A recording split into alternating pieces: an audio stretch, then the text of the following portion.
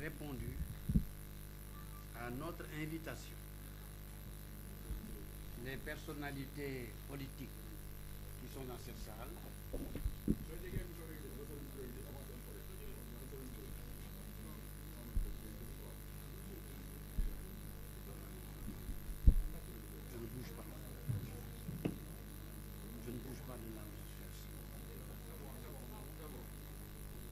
disais que je remercie les personnalités qui sont dans cette salle, personnalités politiques connues, personnalités de la vie civile reconnues, et je remercie aussi toute la presse nationale et internationale. Vous tous qui êtes venus répondre à mais par référence aux avocats qui sont dans cette salle, je dirais qu'ils ont répondu à notre invitation. Car pour répondre et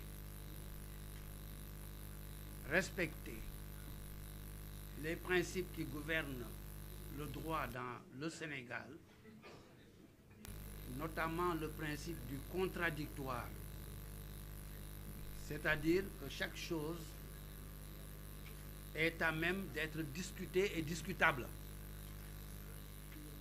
Par respect à ce principe,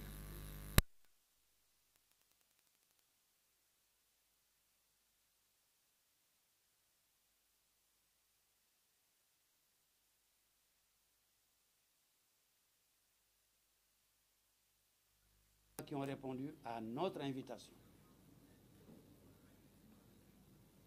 J'ai lancé une invitation. Et sur cette invitation, j'ai écrit que je suis en train de terminer un livre sur les délits financiers au Sénégal. Toutes les infractions, délits ou crimes qui touchent à l'argent. Et que ce livre paraîtra, Inch'Allah, le 3 janvier 2026. Et en prélude à la lecture technique de ce livre-là, je voudrais vous parler d'un de ces aspects. Un aspect et un seul aspect de tout ce qui se trouve dans ce livre-là. Cet aspect, c'est la procédure et les procédures judiciaires qui sont posées par les lois.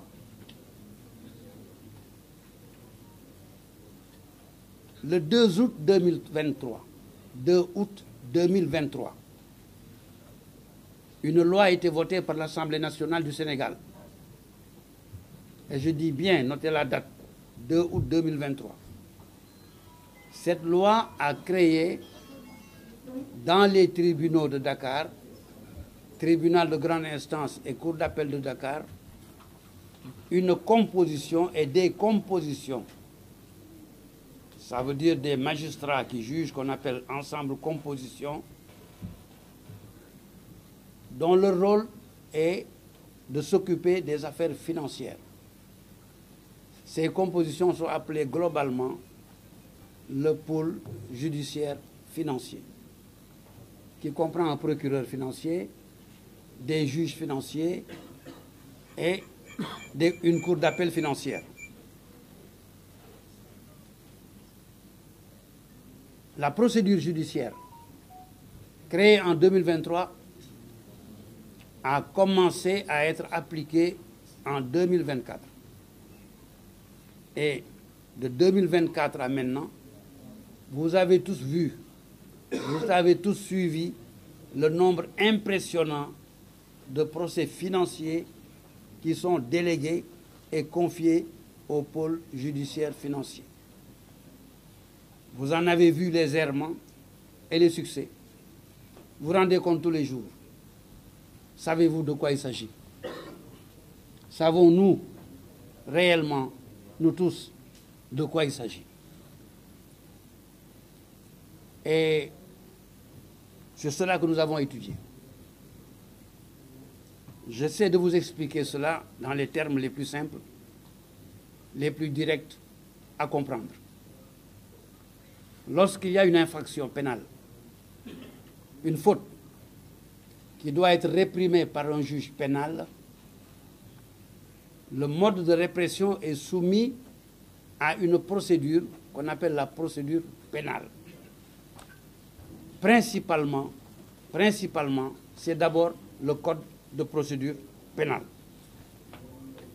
Le code de procédure pénale est la loi qui régit principalement l'ensemble des procédures qui doivent conduire à la condamnation ou à l'acquittement de quelqu'un qui est supposé coupable ou non. Mais ensuite, dans le cadre qui nous est donné aujourd'hui, dans l'hypothèse qui nous a amenés ici aujourd'hui, la compétence du pôle judiciaire financier, il y a une deuxième loi qui est venue compléter le code de procédure pénale. Cette loi, c'est la loi du 2 août 2023 dont je viens de parler. Et cette loi du 2 août 2023 a ajouté au code de procédure pénale les articles 677-92 à 677-112. Donc aujourd'hui, on dira que les articles 677-92 à 677-112 sont ceux qui régissent dans le code de procédure pénale le pôle judiciaire financier. Et alors, un autre texte nouveau vient compléter ce dispositif. Une loi dite uniforme du 14 février 2024. C'est quoi une loi uniforme? Le Sénégal et beaucoup d'États de l'Afrique de l'Ouest qui font partie de la CEDEAO adoptent dans les instances de la CEDEAO des principes législatifs pour dire à tous les États, mettez au service de votre Assemblée nationale ce projet de loi-là qui est identique dans tous les pays. C'est ce qu'on appelle une loi uniforme. L'Assemblée nationale du Sénégal a voté donc, le 14 février 2024, une loi uniforme dite relative à la répression du délit de blanchiment de capitaux et de terrorisme. Et le terrorisme. Ce sont ces trois textes-là qui régissent aujourd'hui le Sénégal dans le cadre des poursuites, de toutes les poursuites faites à l'encontre de qui que ce soit dans le cadre des délits financiers depuis 2024. Je voudrais préciser, et c'est ça qui est intéressant pour nous tous, que cette dernière loi dont j'ai parlé, la loi du 14 février 2024, relative au blanchiment de capitaux, c'est ce texte-là qui a créé l'organisme qui s'appelle la CENTIF. Et voilà la loi. Voilà le journal officiel. 206 articles. Qui l'a lu? 206 articles, j'entends. La loi qui a créé, la loi qui réprime le blanchiment de capitaux ainsi que le terrorisme comprend 206 articles. Qui l'a lu? Qui l'a bien lu? C'est une question. Je retiens dans cette loi un seul article qui nous intéresse aujourd'hui. Cet article qui a créé la CENTIF, Cellule nationale de traitement des informations financières. Cette loi dit que la CENTIF est un organisme administratif. L'article 95 de la loi dit que la CENTIF est un organisme administratif.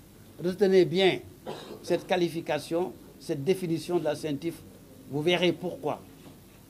Mais avant d'arriver à ce pourquoi, je vous dis que mon intervention aujourd'hui ne portera pas sur des faits délictuels, sur des délits. Ça veut dire que, est-ce que telle personne a fait ça? Ou est-ce qu'il ne l'a pas fait? Ou est-ce qu'il a jeté la pierre? Est-ce qu'il a mangé le poulet? Ça, ce sont des faits. Il l'a mangé, oui, on le punit. Il ne l'a pas mangé, on ne le punit pas. Ce sont des faits. Mon intervention ne porte pas sur des faits. Je n'en parle pas. Par contre, je parle sur les procédures. Comment peut-on et comment doit-on faire pour arriver à poursuivre quelqu'un, le condamner, le mettre en prison ou le sortir de prison? C'est ça la procédure. Mon intervention est procédurale à partir des lois dont je viens de vous parler. Quand nous étions étudiants et jeunes étudiants en droit, on nous disait toujours que la procédure est la mère du droit. Mère, M, accent grave, R-E, yaï. Pas M-E-R, gay. La procédure est la mère du droit.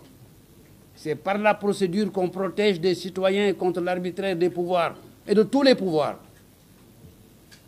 Le pouvoir du roi, le pouvoir de l'empereur, le pouvoir de Gengis Khan, le pouvoir d'Adolf Hitler, le pouvoir de celui-là, c'est de dire, cet oiseau-là ne me plaît pas, abattez-le, je le mange. C'est tout, il est abattu, il est mangé.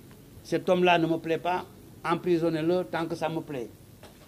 Ce sont les lettres de cachet du Moyen-Âge et de la période royale de France. Ceux qui connaissent l'histoire de la Révolution française savent bien ce qu'est une lettre de cachet, ce qu'était, avant 1789, ce que furent les lettres de cachet. Et donc, l'humanité a gagné ses libertés et ses droits par des règles de procédure. Vous me poursuivez, c'est à vous de prouver ce que j'ai fait. Vous me poursuivez, il faut prouver comme ci, comme ça, comme ci, comme ça, comme ci, comme ça, ce que j'ai fait. Vous me poursuivez, laissez-moi la possibilité de contester ce que vous dites.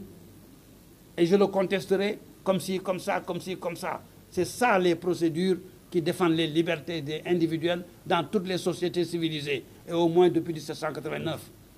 Nous qui appartenons, juridiquement j'entends, au système juridique français, depuis la déclaration de 1789, nous appartenons à ces principes de droit, dits habeas corpus chez les Anglais, qui protègent les citoyens. Cette procédure au Sénégal commence par les articles 11 et suivants du Code de procédure pénale. Et je vous les cite. C'est important. Vous allez voir à la fin de mon exposé pourquoi je cite tout cela. Les articles 11 et suivants du Code de procédure pénale énumèrent, s'occupent de ce qui est appelé les personnes qui interviennent dans la procédure pénale, le début de toute procédure judiciaire. C'est le livre premier du Code de procédure pénale qui dit que interviennent dans la procédure pénale les officiers et agents de procédure judiciaire, agents de police judiciaire, les officiers de police judiciaire et les agents de police judiciaire. Et ensuite, le ministère public, c'est-à-dire les procureurs. C'est tout. Et enfin, des personnes spéciales, désignées par des lois spéciales, à qui on donne spécialement, parfois, la mission ou le qualificatif pour un cas précis d'officier de police judiciaire. Par exemple, en matière d'eau et forêt, en matière des délits relatifs aux eaux et forêts, les délits relatifs à la chasse, les délits douaniers. Parfois, le code douanier donne à des inspecteurs de douane la qualité d'officier de police judiciaire lorsque ces officiers de douane poursuivent et arrêtent quelqu'un. Seules les personnes énumérées, officiers de police judiciaire, sont capables d'intervenir dans la procédure qui déclenche le droit pénal et les arrestations. Ensuite, dans l'environnement, je dis bien dans l'environnement, de la morale pratique, et je dis bien de la morale pratique, c'est là où je reviens à la CENTIF.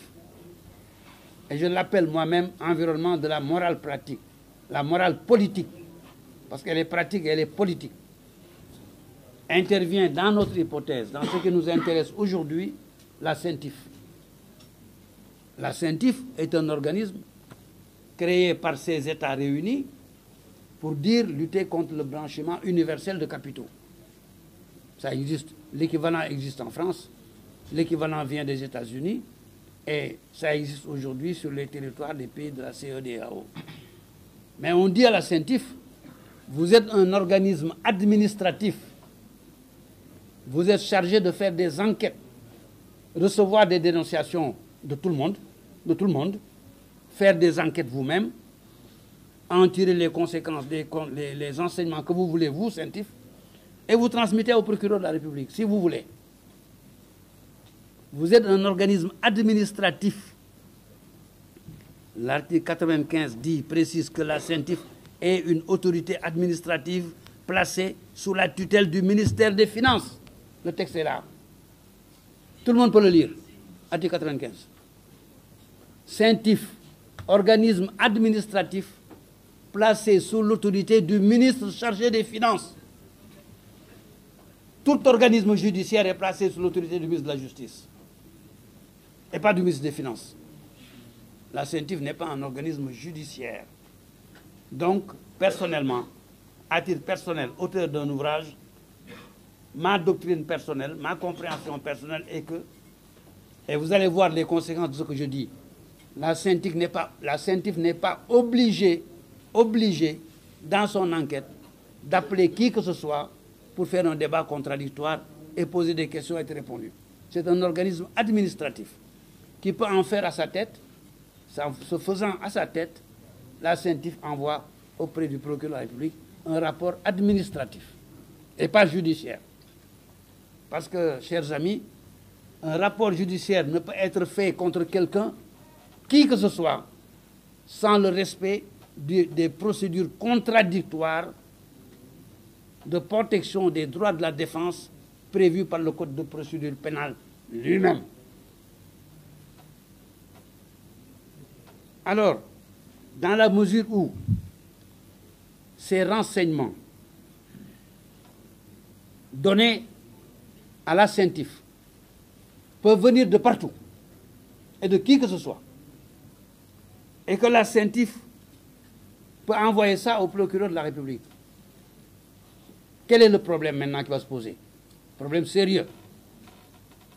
Dans le cadre du droit pénal et de procédure pénale normale, le procureur de la République, selon le Code de procédure pénale, je parle de la procédure pénale normale, enquête préliminaire, enquête de police, etc.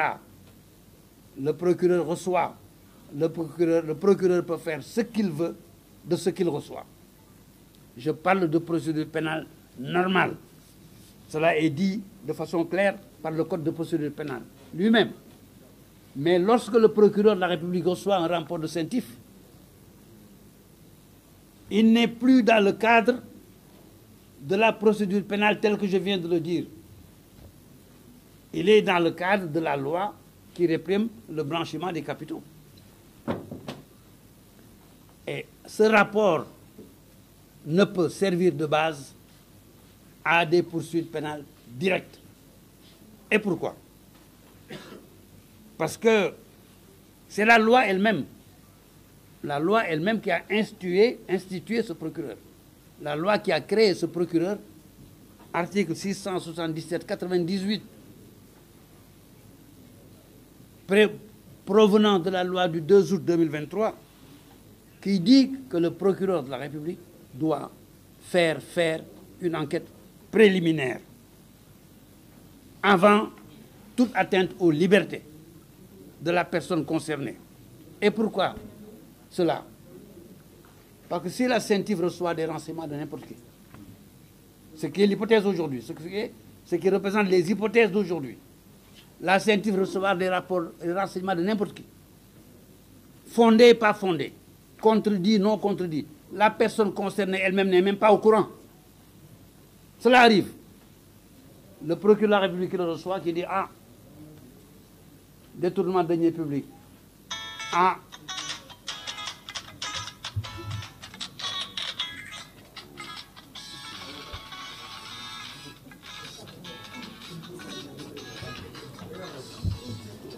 à détournement de deniers publics, à escroquerie portant sur deniers publics, le procureur lui-même, qui reçoit un rapport qui estime, selon lui, qu'il y a un détournement de deniers publics, ou qu'il y aurait une escroquerie sur deniers publics, un des délits prévus par les articles 152 à 155 du Code pénal, et c'est le cas. C'est le cas, c'est tous les cas d'aujourd'hui qui sont dans cette hypothèse. Le procureur peut faire et fait un réquisitoire à un juge et lui dit « Je vous demande de placer M. Tartampion sous mandat de dépôt ». Le juge n'a pas le droit de dire non. Il est obligé de le faire. C'est la loi qui l'écrit. Lorsque, sur la base de l'article 140 du Code de procédure pénale, le procureur financier ou le procureur de la République, n'importe lequel des deux, estime qu'il y a des présomptions fortes de commission d'infraction sur les deniers publics, requiert un mandat de dépôt, le juge d'instruction est obligé, s'il ouvre l'information, de vous placer sous mandat de dépôt. Alors que le procureur n'a reçu qu'un rapport de CENTIF venant de divers renseignements qui viennent du ciel, sans que la personne concernée n'ait été entendue, n'ait même pas été au courant de la chose qui le concerne. Parce que la simple demande du procureur, son simple réquisitoire, demandant un mandat de dépôt sur la base de ces textes-là, oblige le juge à le faire, même s'il n'y a rien par la suite. C'est pourquoi ce même texte, pour empêcher cela, c'est l'esprit de la loi, dit que le procureur de la République doit faire une enquête préliminaire avant de faire un réquisitoire quelconque. Et l'enquête préliminaire consiste à retourner ce rapport du CENTIF à un officier de police judiciaire, la police judiciaire, qui va interroger les personnes en présence des avocats et respecter les droits de la défense de cette personne qui apportera les preuves, les contre-preuves, les éléments, les sous-éléments, jusqu'à ce qu'un dossier complet permettant de charger ou de décharger soit transmis au procureur de la République. C'est le minimum exigé par la loi elle-même pour protéger les droits et les libertés de toutes les personnes poursuivables ou poursuivies ou suspectées. Dans aucune hypothèse aujourd'hui, je n'ai vu un rapport CENTIF envoyé par le procureur de la République en enquête préliminaire pour que les personnes concernées puissent être défendues devant les policiers en présence de leurs avocats. Et que la présomption d'innocence et que le caractère contradictoire de toutes les enquêtes soit respecté pour défendre les intérêts de tous les citoyens qui sont poursuivis ou en voie de l'être. Alors, lorsque cette hypothèse se présente et que nous voyons dans certains cas, je dis notamment, c'est dans tous les cas, parce que j'ai étudié, j'ai lu quelques-unes des décisions de justice qui ont été rendues dans des cas différents. Parce que pour caractériser la loi, il faut lire ce que les juges en ont fait. Prenons par exemple le cas de M. Mohamedou Ngom Di Farba, dont j'ai lu les décisions le concernant.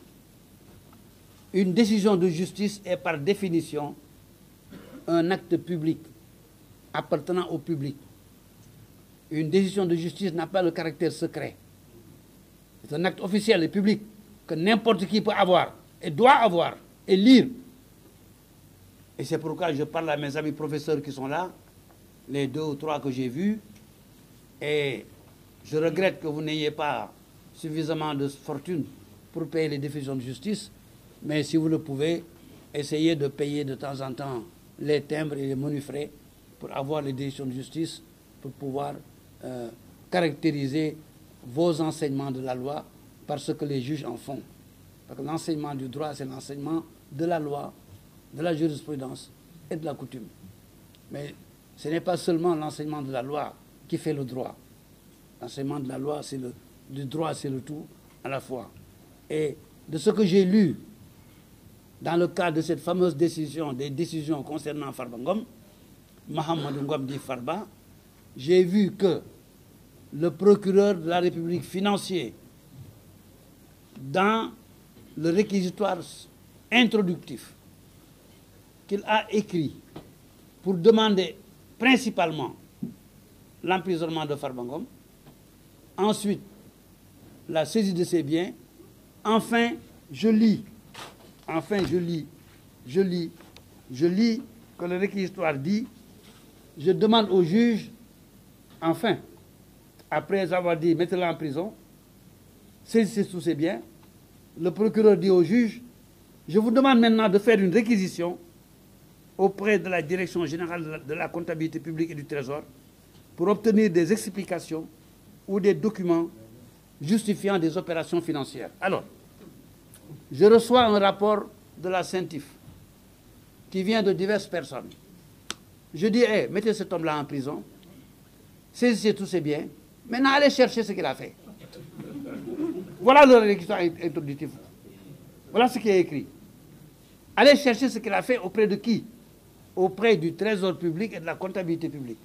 Donc l'enquête doit se faire, non pas auprès de Farba Ngom, mais auprès du Trésor public et de la comptabilité publique. Alors que c'est Farba Ngom qui est en prison. Et 9 mois après, aucune enquête n'a été faite, ni auprès de Farba Ngom, ni auprès du Trésor public. En tout cas, aucun élément dans le dossier tenu par le juge ne contient les effets, les renseignements et les éléments d'une enquête quelconque. En tant que juriste, et messieurs, mesdames les professeurs de droit, mesdames, messieurs les personnalités, députés et autres, qui nous avaient fait l'honneur de nous rejoindre ici, de participer à cette étude scientifique, comment peut-être vous concevrez qu'on puisse mettre quelqu'un en prison pendant 9 mois, sans jamais l'écouter ni l'entendre sur ce qu'on lui reproche, à partir d'éléments non fournis, parce que les éléments fournis par la CENTIF, si ces éléments avaient été suffisants, on n'aurait pas demandé au juge d'aller chercher au Trésor public. Ça veut dire que la CENTIF dit, je vois que Tartampion a 10 milliards, ok, Tartampion a 10 milliards. Et on dit, je vous mets en prison parce que vous avez 10 milliards. Maintenant, je vais dire au juge de dire au Trésor, de nous dire d'où viennent les 10 milliards. Mais ça fait 9 mois. Personne n'a rien dit, personne n'a rien fait, personne n'a rien cherché. Nous avons un problème aujourd'hui au Sénégal. Au regard de cette procédure, j'entends. Je parle de procédure. Lorsqu'on prend la Convention africaine sur les droits de l'homme, de protection des droits de l'homme et des peuples. La Convention africaine de protection des droits de l'homme et des peuples. Article 7 de cette convention. Cet article dit que tout individu a le droit à sa sécurité personnelle, a le droit de se défendre, a le droit d'être défendu, a le droit d'un travail contradictoire avant qu'on le poursuive et qu'on le juge. C'est la même règle posée par, sauf erreur de ma part, l'article 11 de la Convention universelle des droits de l'homme de 1948 des Nations Unies. Aucune personne ne peut être jugée, ne peut être poursuivie, jugée, sans avoir été mis en situation de se défendre. Or, arrêter quelqu'un, le mettre en prison, sans l'avoir mis en situation de se défendre, correspond à une violation de ces textes-là. On ne peut pas mettre quelqu'un dans une prison quelconque sans l'avoir mis auparavant en situation de se défendre. Même pour une seule nuit. Mettre quelqu'un en situation de se défendre, c'est lui dire, monsieur, venez nous voir, je vous arrête, je vous mets à la police, je dis à la police tout ce que vous avez fait, il vous demande de prouver que vous ne l'avez pas fait. Ou bien lui, il prouve que vous l'avez fait. Et votre avocat est présent. On vous a mis donc en situation de vous défendre. Mais si après tout ça, l'autorité pense que vous êtes coupable, pense qu'au même il doit vous arrêter, il peut vous arrêter. Il peut vous arrêter. Parce que l'autorité n'est pas Dieu. C'est ce qu'il croit, qu'il applique. Mais dans le cadre du respect d'une procédure. La procédure est la mère du droit. Quand on ne la respecte pas, on viole les droits de l'homme. Chaque autorité a le droit et le pouvoir d'arrêter quelqu'un mais dans le cadre d'une procédure obligatoire que la loi vous impose, pour que l'autre que vous arrêtez soit mis en situation simplement de se défendre et de vous apporter les éléments contraires de ce que vous pensez. Vous pouvez accuser quelqu'un, ou on accuse quelqu'un, ou on dénonce quelqu'un. Le dénonciateur peut être un nulard qui ne connaît rien, peut-être un méchant qui connaît tout mais qui est méchant, peut-être quelqu'un qui est aveugle, qui n'a rien vu, qui a entendu, qui a dit. Et vous-même qui lisez un papier, peut-être même vous n'avez pas compris. Je passe 10 heures à faire du travail que je ne comprends pas parfois moi-même. Qui dit qu'il peut tout comprendre dans la vie, à tout moment? Personne. Donc, avant de porter atteinte à la liberté de quelqu'un, avant de le mettre en prison, ce sont les lois du Sénégal d'abord, ce sont les conventions internationales africaines, ce sont les conventions universelles des Nations Unies qui disent contradictoire. Il explique, vous expliquez, il explique, vous expliquez, vous l'arrêtez, vous le mettez en prison si vous voulez. Mais aujourd'hui, ce que j'ai vu est que toutes les procédures judiciaires, je dis toutes, je ne caractérise aucune. Sur le plan du droit, je parle de droit, je ne parle pas de procès. Sur le plan du droit, toutes les procédures judiciaires aujourd'hui, résultant des rapports de la CENTIF, me semblent attentatoires aux libertés individuelles, parce que n'ont pas été suivies ou précédées d'une enquête préliminaire par les officiers de police judiciaire qui permettent à un procureur de la République de faire un réquisitoire pour envoyer quelqu'un en prison. Mesdames, Messieurs, voilà ce que je voulais vous expliquer aujourd'hui. Et je laisse maintenant à l'assistance le soin de donner leur explication. Ce livre que je prépare, Inch'Allah, sera publié et sortira, sauf erreur de ma part, si Dieu me prête vie, le 3 janvier 2026. Ce sera votre cadeau de Nouvel An. Merci. Monsieur. Voilà.